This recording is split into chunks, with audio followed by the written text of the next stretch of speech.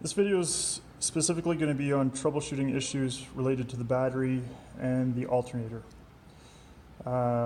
Maybe I'll talk a little bit about the starter as well. So, easiest way to tell if it's a issue with the battery or the starter is if you have plenty of juice at the battery, but you're not getting any of the starter. So here I've got it set to volts DC, and I'm going to just put my leads on each terminal on the battery.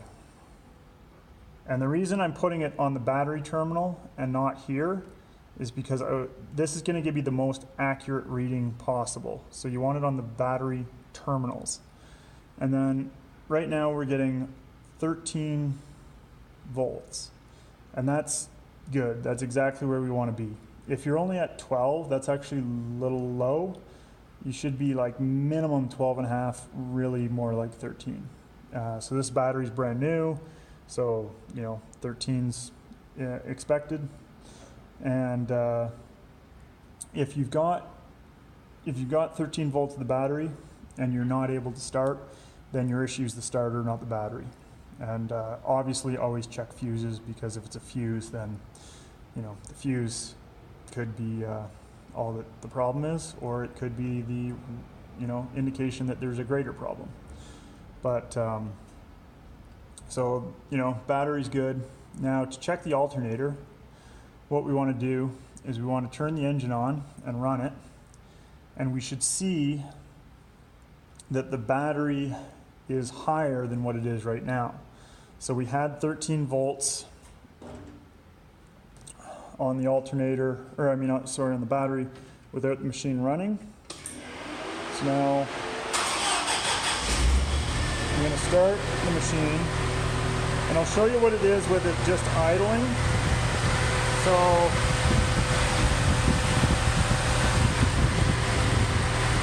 with the machine idling, that's pretty good. I've got 13.7 with the machine just idling. So even idling, that means that the alternator is putting out some pretty good current with the machine idling. And now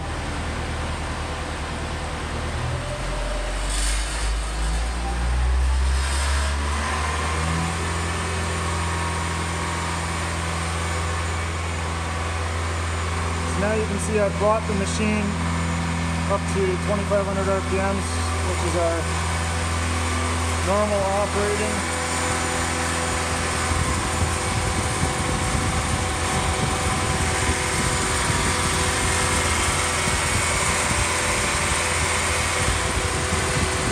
So now I've got 13.8. So that's pretty good. But if I want to know what the alternator is actually putting out, I need to go to the alternator and set it to the battery. So this is kind of tight.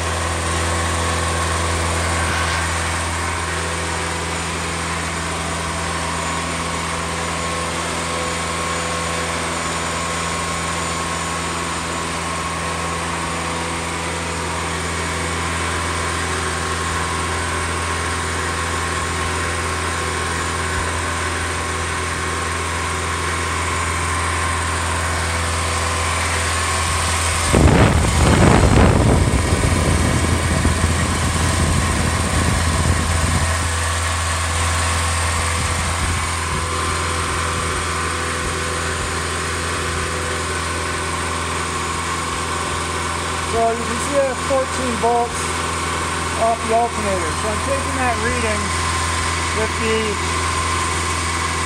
negative terminal just onto the body of the alternator, and the red lead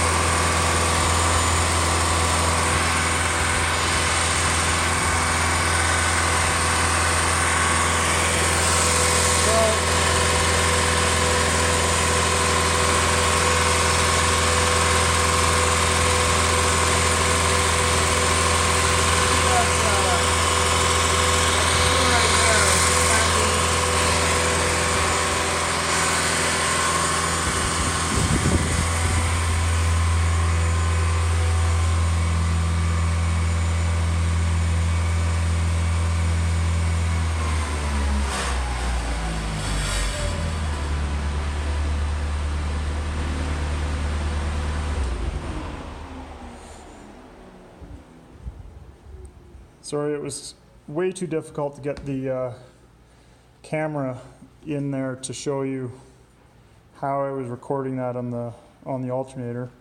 But essentially what you want to do is you want to check the voltage on the alternator itself rather than on the battery. And the reason is that'll give you an accurate reading of what the alternator is actually putting out. So this is roughly the orientation that the alternator is sitting in the machine. And so what I was doing there when I was getting 14 plus volts is I had one terminal on the positive side of the alternator, so that's where the power is being put out, and I put the ground just onto the body of the alternator.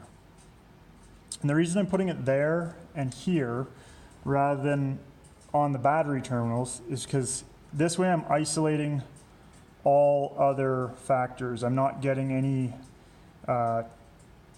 alteration to my reading based on wiring and fuses and all the other stuff that the power's got to go through, because you get voltage drop through that, and I want to eliminate voltage drop to get an accurate reading of what the alternator is putting out. So when I did that, you could see I was getting 14 volts coming out of the alternator with the engine all the way up. In order to explain why the alternator's got 14 volts, but the battery's only getting 13.8, well, that's because you always have voltage drop anytime you have voltage running through a wire. So, ideally you want as little voltage drop as possible. And when I took a voltage drop measurement on this, so that is basically checking what I'm getting between the battery lead. Actually, I think I checked it on here to be more accurate because I wanted to know if there was an issue in the cabling. But basically going from the terminal to the output on the alternator, so going to this same post here on the new alternator. And that way I'm tracing how much voltage I'm losing all the way through the system, and how much voltage drops from where it comes out of the alternator to where it goes into the battery. And there, the voltage drop that I had was 0.2 volts. It was actually 0.24 volts, which is a tiny bit high because you want it to ideally be 0.2 or under, but 0.24 is it's pretty decent. It's acceptable, I guess. It's not ideal.